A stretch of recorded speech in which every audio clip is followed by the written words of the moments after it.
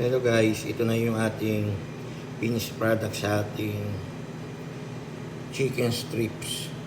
Fried chicken strips. Ito po yung ating ranch na sauce para sa ating chicken strips.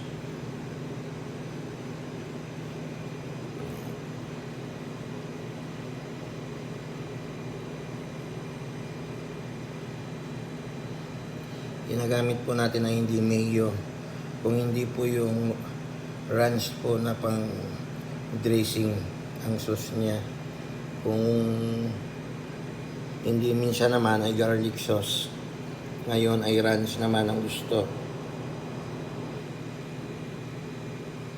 Sige guys, thank you for watching.